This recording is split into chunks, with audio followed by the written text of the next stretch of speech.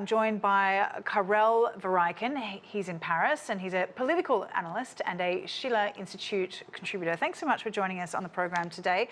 Can you talk to us about this year's theme and what it means?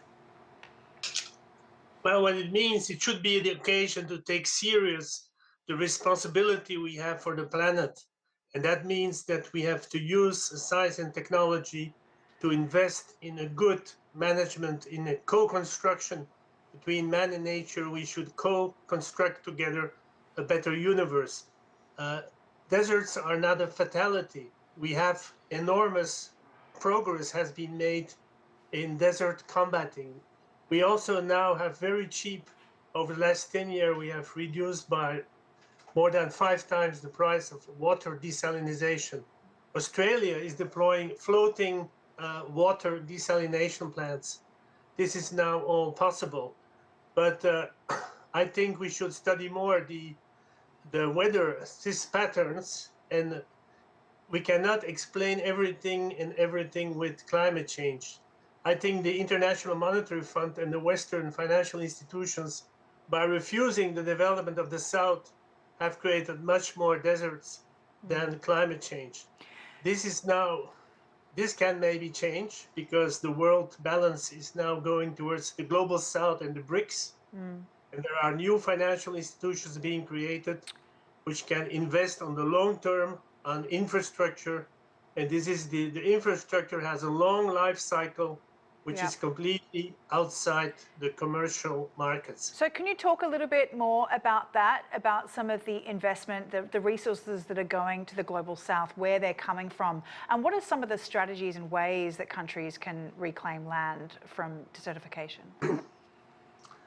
Well, there is, first of all, the good thing of climate change is that some companies, even private companies, for example, Honda, the Japanese company, is now working with China and with Mongolia to plant trees in the desert and to do it in an efficient way.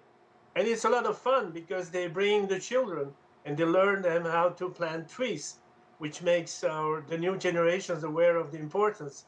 And humanity knows how to do that since Humboldt. He already described in the 18th century that once you cut down all your trees, you're not going only to create a desert, but you're going to destroy the soils, and you're going to create a cycle of entropy will take over.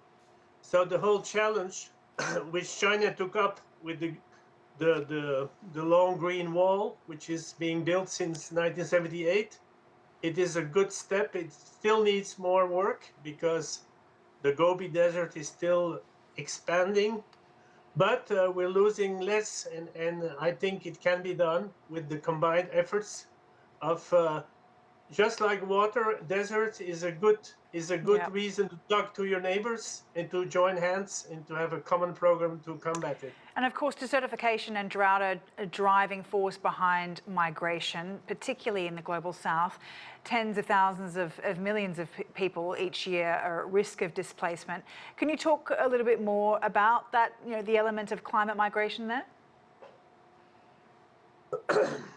Well, the thing is, you need governments who have the will to tackle this problem. For example, Egypt, which has 95% on 5% of its territory, has a real problem of people which have no more place to live. So Egypt, a couple of years, did the Delta Plus program to add 40% of new farmland in the north of Egypt by using recycling water and desalination. Migration should not be a problem if it is chosen for the good reasons. We need the development in the north, so that if people come, they can stay and get good jobs and be integrated.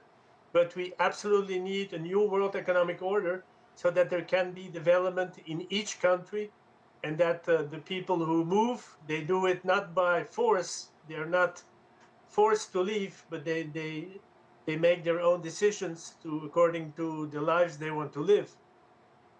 All right, we'll have to leave it there, unfortunately. Karel Vereycken, really appreciate your insight today.